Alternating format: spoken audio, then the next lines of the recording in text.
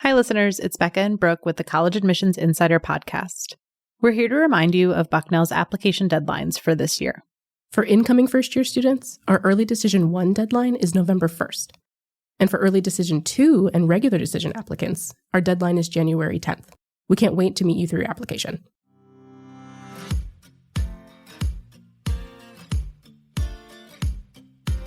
Welcome back to College Admissions Insider, where we chat with real college admissions counselors about every detail of the college search process. I'm Brian Wendell from Bucknell University. And I'm Brooke Thames, also from Bucknell University. Whether you're just starting to explore college options or are triple-checking your application materials, this is the podcast for you.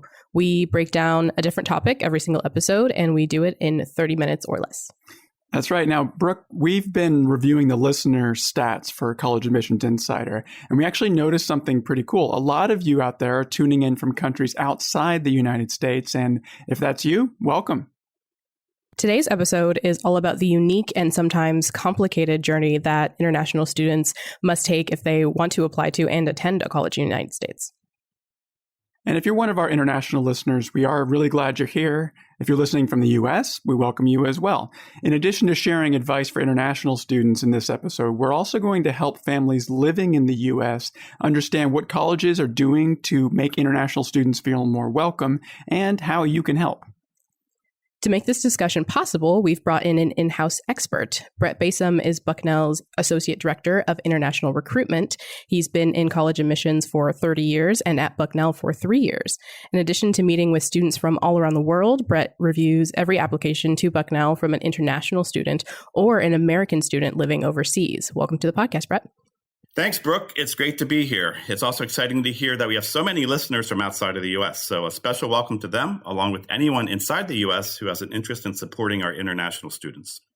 Absolutely. Now, Brett, when I first met you, I always thought you had a really cool job, and I'm interested, what's unique about working in international admissions for a school in the U.S.? And are you traveling during non-COVID times, of course? Are you up at all hours or on Zoom or on the phone with students living, in another time zone? What kind of paint a picture of what that's like?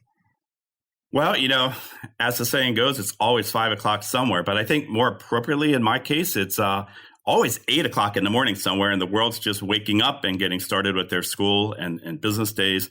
So yes, emails are flying in at all hours of the day and night. This year in particular, we've been up late at night.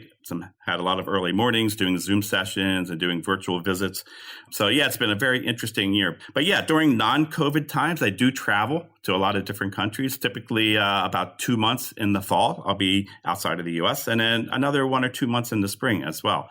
So typically, we're going to visit schools, we're attending college fairs abroad, and to see students in their home environments and to kind of understand their background and where they come from, it's really cool. And it's also very helpful in understanding their applications when they apply to Bucknell. But the travel is definitely one of the things that I'm missing this year. But at the same time, I can honestly say I don't miss being away from home for weeks on end.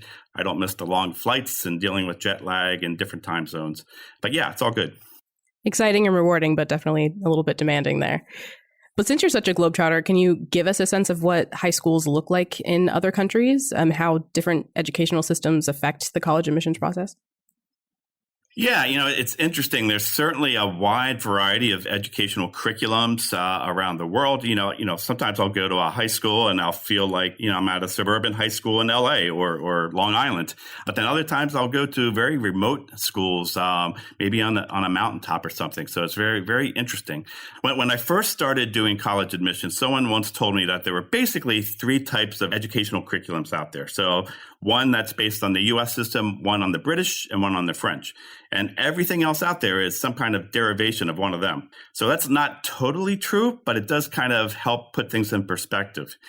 So when we're evaluating applications, the bottom line is that we're looking for students who have been successful in their secondary education and are well prepared for university study, whether that's in their home country or here in the U.S. But there are certainly some challenges that we see that international students face. So, for example, just obtaining a high school transcript, which is, the best predictor of how someone will do at the university level, it can mean different things in different countries. Some high schools around the world will produce their own internal transcripts, and some don't. Some will rely on what are called external exams that might be nationally based or regionally based.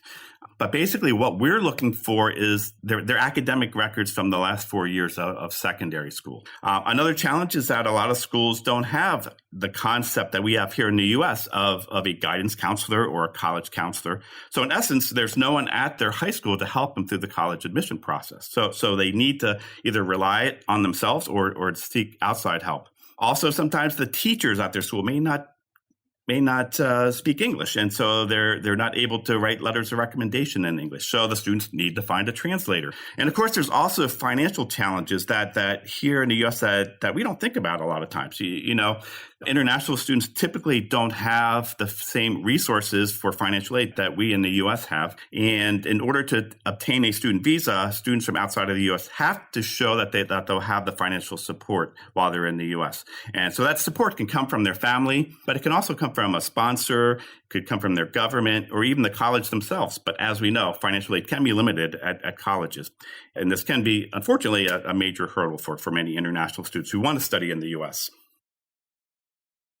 So let's talk about standardized tests. Even when Bucknell went test optional, meaning students could choose whether or not to include an SAT or ACT score when applying, international students were still required to submit scores. During the pandemic, however, that test optional policy was extended to international students. So I really have two questions for you, Brett. Why were international students still required to submit test scores? And should international students still take those standardized tests as a way to give themselves maybe a better chance of getting into a top-tier school like Bucknell?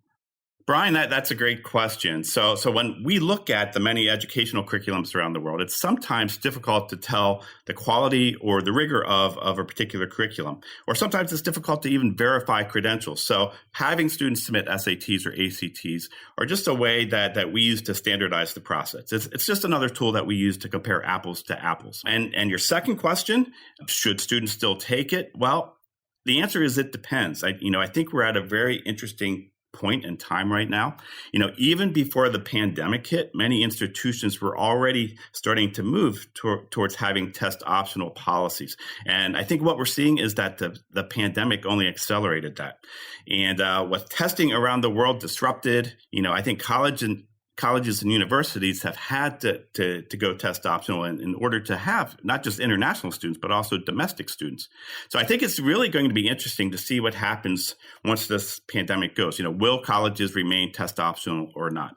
So, what I'm telling students who are interested in applying to Bucknell for 2022 or later is to check back and to see what our policy is. I think a lot's going to depend on what the testing process is like around the world. So we'll certainly update that on our website. And for students who have other top choice colleges, I would certainly suggest that they do check with those colleges to see what their policies are. And, if you're in doubt what to do and you're looking at highly selective colleges that might require the SAT or the ACT, and you have the opportunity to take it, I would say do so. You can always decide later whether or not to submit the scores to the schools, whether or not they require it. And just one other thing, Brian, while we're talking about standardized tests, let's not forget about English proficiency. So for students whose native language is not English, they typically have to submit some kind of proof of English proficiency. So the old standbys are the TOEFL exam and the IELTS exams. But we're seeing institutions becoming more flexible in how they evaluate English proficiency. So I know, for example, at Bucknell, if a student has been in an English-speaking curriculum for at least the last 3 or 4 years, we will waive the TOEFL or IELTS requirement. Also, some schools, not Bucknell, but I know some schools will look at the SAT reading and writing score. They might look at their English classes if they're an international baccalaureate student, and other ways just to kind of evaluate their English background. Another great change that we've seen this year is that more schools are now accepting the Duolingo English test. And this is a test that's only been around for a short time, but it can be taken at home. There's a relatively quick turnaround, and it's actually quite inexpensive compared to some of the other options out there. Okay, so lots of options for students to hit those requirements on their applications. And another thing students have tons of options for is also extracurriculars. And I would guess that with, differences in culture around the world, that there are kind of some different extracurriculars that students might be interested in. And so are there any unique ones that you've seen on applications? And what are some of the ways for international students to stand out on that part of their application? Yeah, I've been around for a long time, so I've seen pretty much everything on an application. The usual things that we see, of course, are, athletic involvement, student government, theater, music, religious activities. But we've seen some unusual things. We've seen students who have created inventions and actually have patents. I've seen a big increase in the amount of volunteer and service work that students are putting on their applications. There are summer programs out there that students go to.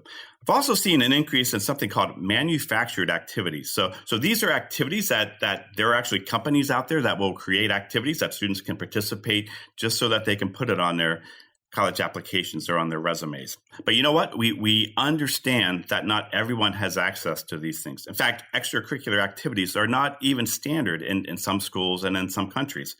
In some ways, it's an American thing that's kind of being exported to other countries. So we understand that students don't always have the access to it. So what we're looking for is some kind of sustained commitment or involvement in something. We're just interested in what kind of talents that a student may have that they might bring to our campus. So in terms of highlighting it, just make sure that you're showcasing, what it is that makes you unique, and make sure that you don't ignore the activity sections of the application. You'd be surprised how many people just don't complete the section. And I might read the application in a different section. I might find out, hey, they're interested in something else, but they didn't report it. Why not? If you need more space, you can always attach your resume. There's also platforms out there like Zeme, which is a platform where you can upload writing samples, pictures, videos. So if there are things you want to submit, that's something that can be attached right to your application. And if nothing else, if there's something that's really, really important to you and you want us to know about it, perhaps you could think about writing about it in your college application essay.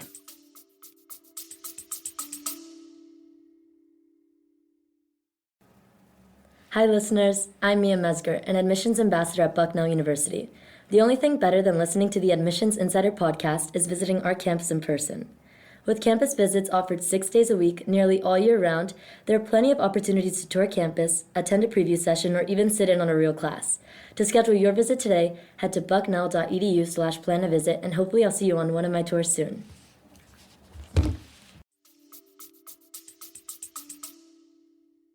And so something else that goes on the application is the GPA, right? And everyone's focused on getting that as high as they possibly can. But I'm curious, and forgive my ignorance on this, but are other countries using the same kind of 4.0 or in some cases 5.0 scale that you see in U.S. schools, or is there a different scale that you see on these applications?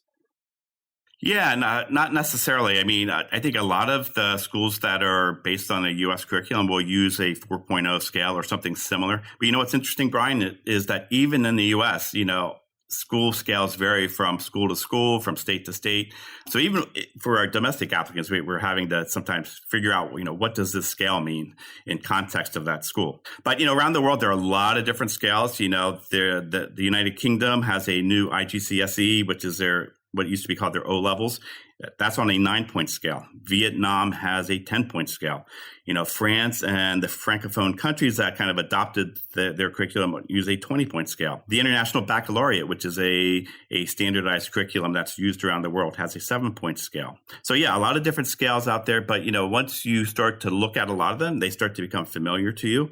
And there are a lot of tools out there that we can use. Typically, a school will send us a profile, which will talk about their curriculum. We'll understand the types of courses that are offered at that school, and we can kind of put the student in context to their school. We have conversion charts that we use to convert grades. There are a lot of professional development conferences and workshops that we attend.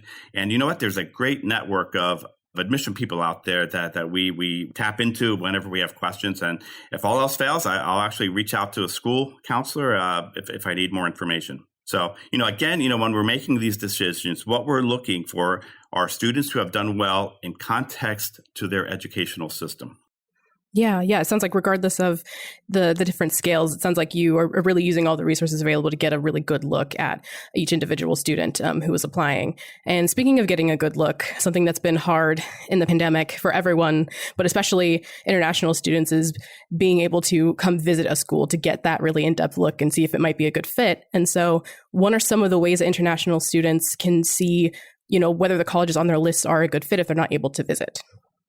Yeah, what's interesting, Brooke, is that historically, international students typically do not have the opportunity to visit. Now, some do. Some are able to make those visits before they decide. But in most cases, it becomes a leap of faith. That students are making the decision on what college to go to based on what they read in a brochure or what they saw on a website, or maybe they heard from a friend or they saw on social media. But this year, what I'm seeing is a real proliferation of virtual opportunities. So we as college admission people are trying to replicate, what we've done in the past. So we do virtual high school visits where we actually go to the schools to meet with students. We'll do virtual college fairs. And there are a lot of other things that we do to connect with current students.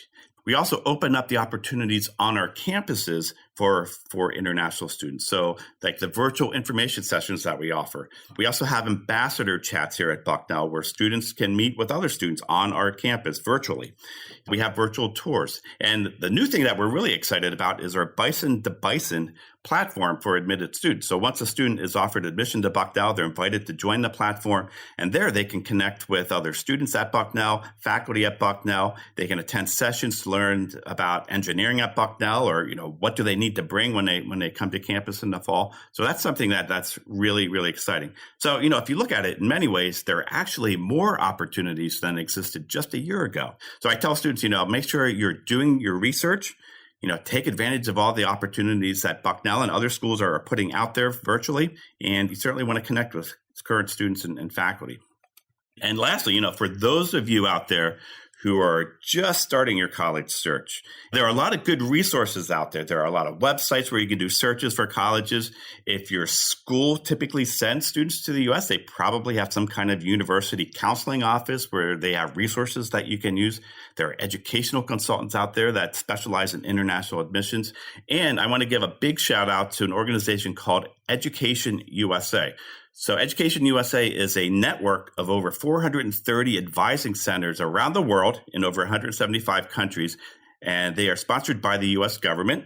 They provide information for students who are thinking about studying in the U.S. So they can help you do a college search. They can help you with the application process, searching for financial aid. So if you're interested in finding an Education USA advising center near you, you can go to their website, which is educationusa.state.gov. And we'll put that link in the show notes as well so people can access it. So I want to switch gears a little bit, and I should preface this by saying that there's, thousands of other podcasts that cover politics, so we don't get into that here, fortunately.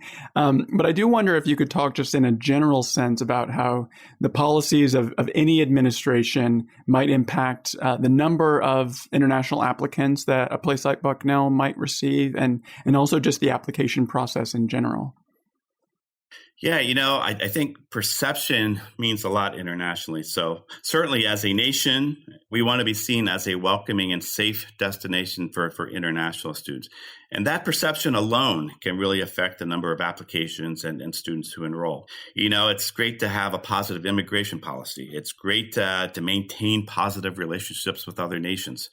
The ease or the difficulty of obtaining a student visa at an embassy or a consulate, or even the ability to find a meaningful internship related to one's major. These can all have an impact on application numbers. And remember, the U.S., we're in competition with other countries like Canada, the UK, Australia, and a lot of other countries for international students. So it really is important to have a very positive perception. But I think the biggest impact this year has been COVID. I mean, just the different travel restrictions and policies that countries have had to implement. It's just been a real challenge for international student mobility. But you know what? When I talk to my colleagues at other institutions, we're all saying the same thing. And we're saying that we want our international students. We value what international students bring to our campuses and communities. And we really can't wait to welcome them back to our campuses once it's safe to do so. Yeah, you mentioned student visas quickly there, Brett, and I'm really specifically curious about that. Can you walk us through what that process looks like? Are admitted international students on their own to kind of figure that out and get that done? Or do they work with the college they're going to attend or some other kind of agency or organization? Yeah, so they have to work directly with the college that they're going to attend. So every school out there has an office or at least a contact person who will assist the incoming students with the student visa process because it can be a little bit complicated. So at Bucknell, that resource is our International Student Services. So from the time a student tells us that they're coming to Bucknell, we put them in touch with their International Student Services staff, and they work with them through the student visa process, along with a lot of other things that they'll need to transition to Bucknell. So once a student meets our criteria, once they're offered admissions, they show that they have the financial support, then we will issue what's called a Form I-20. And this is basically it's a certificate of visa eligibility. So they will take that I-20 form and they need to schedule an interview. Then they go to a embassy or consulate where they do the interview and hopefully are approved for the student visa. So we help them through that process, but ultimately it's up to the student to schedule that interview and to go to their embassy or consulate to have the interview and finish up the process.